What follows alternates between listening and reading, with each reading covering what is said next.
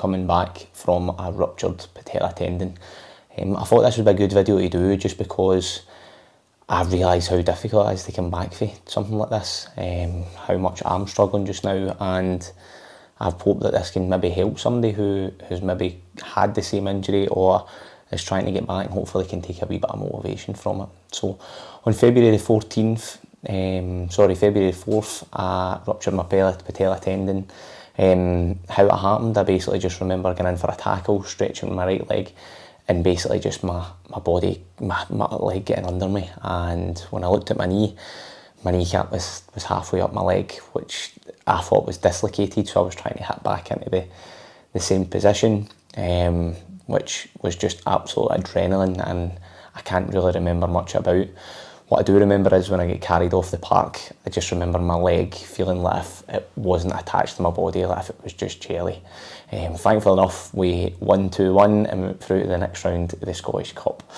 When the ambulance came, I just remember getting it put into a brace, and also when they were driving away, I just remember it feeling like absolute jelly. And I can just remember in my head, I just didn't want to believe it was happening. I kept telling myself maybe it was just dislocated, it needed put back into place again, but I knew it was bad, and I just didn't want to believe it more than anything else. So the ambulance service was great. We got to the hospital. This is a photo of me in the back of the ambulance, folk taking photos of me. At the time I didn't appreciate it, but looking back now I find it quite funny. But finally then my wife got to the hospital, we spoke to an amazing doctor, and we got an x-ray, who then put me in a brace and diagnosed me with a ruptured patella tendon, which he thought looking at the x-ray. We get sent home that night in a brace, which I can remember the journey home was absolutely terrible, trying to get in the back of a car.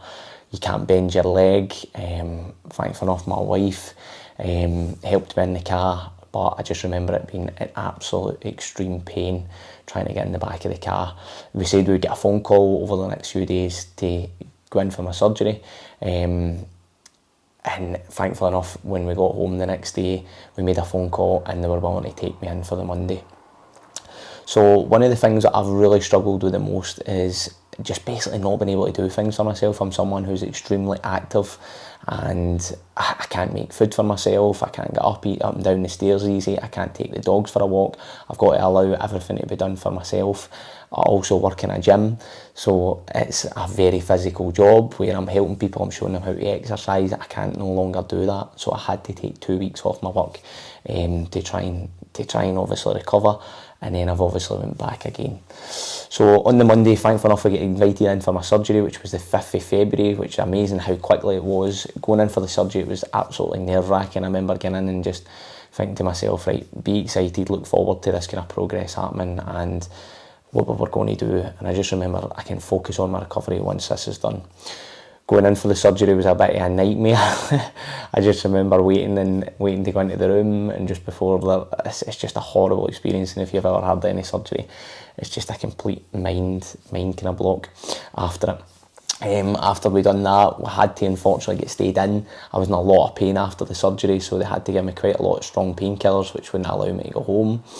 This is me walking in crutches after it. Now, as you can see, I'm not walking very well. The pain was really difficult to manage that first 2 weeks, but after that, just getting on my crutches and allowing me to put a wee bit of weight on my body was just a massive progress for myself, and it really just made me kind of start to think, you know what, I can really start to kind of push this a wee bit more and start to get my kind of weight back on it again and start feeling good about myself. But if you're one of these people that have had this injury, here's a few things that I would try and focus on for you, and it's just trying to eat as best as you possibly can to try and promote your recovery.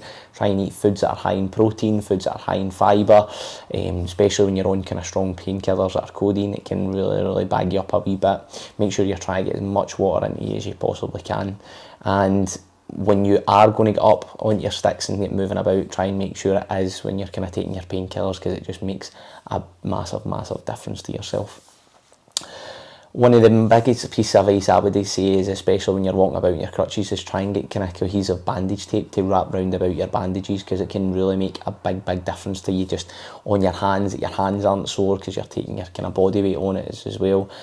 And especially you're going to be on them for a long time, so it's worthwhile kind of making sure that you're as comfortable as you possibly can be in them. After 12 days, I finally felt up to doing a little bit of a workout, so we took some dumbbells from the gym and the resistance band, which I've been doing kind of band pull-aparts just for my posture, and some arm workouts, and I just think that massively makes me feel better about myself, that I can get that kind of quick workout in and kind of lifts my mood a wee bit, especially when you're sitting about all day and you kind of struggle with it. Now, another piece of advice I'd give you is get yourself a resistance band so that you can lever your leg in and out of the bed, and like me, don't leave it too far away from the bed. Thankfully enough, I have my helper here, who I then lost my resistance band. I couldn't get it. I shouted in the dog, and thankfully enough, the dog managed to get it for me. But yep, it's just a good way to try and get yourself in and out of the bed, because it's very difficult. You can't bend your knee to get yourself in and out of your bed. After 2 weeks, I get invited back to the hospital again to then get my staples out, which was absolutely weird, just to kind of get that bandage off and see your knee. It's quite a surreal experience because you've never seen your knee like that before. You obviously go into the surgery, before the surgery into the hospital, and you then have it all bandaged up, and after 2 weeks you see your knee with this kind of big massive scar on it, which can be really, really strange for you to see yourself like that, especially after all the pain you've went through and everything else, and you've not been able to see it for 2 weeks. Thankfully enough, after 2 weeks, I felt strong enough to try and get back to my work again, which I think was massive for me, because just for my mental health, just when you're in the house and you're staring at the same four walls all the time, it can be really good to get out and try and get back to some sort of normality, which was massive for me, to get back and speak to my clients again and get back just into some sort of routine again. Unfortunately, I need to obviously sit in a chair because I can't be up and walking about. Here's a photo of me in my chair, sitting in a deck chair. I feel like I should have a fishing rod or something like that, but I don't know, I can't even take myself seriously when I'm sitting on it. Never mind, I don't know how clients can try and let me talk them through a workout. I've got my whiteboard there that I can talk them all through their workout, and my coffee there, well, I kind of shout out the orders to them more than anything else. Some of the exercises that I'm allowed to do just now is some isometric quad exercises, some dorsiflexion and plantar flexion of my toes for my calves, and I'm allowed to take my knee through a slight bend, which I think is 30 degrees just now, and I can increase it every 2 weeks. It feels quite strange bending your knee, especially when you've not bent it for a long period of time, but I know I'm in for a long road to recovery. I'm going to consistently do my rehab 3 times a day and really try and stick to it, as well as my nutrition, as much as I possibly can. It can be difficult, especially when you're sitting about the house a lot and you can't stand over a cooker, but they are the things that I'm doing to try and get myself back into my routine again and get myself back as quickly as I possibly can, is stick to my rehab 3 times a day, focus on my nutrition and do things for my mental health that can keep me positive and keep me upbeat. And if you are struggling with this as well, or you're going through these injuries before, or going through these injuries now, hopefully they can help you, and I can document my journey, that you can see my progress, and hopefully you can take a wee bit of light off it. Hopefully this helps you.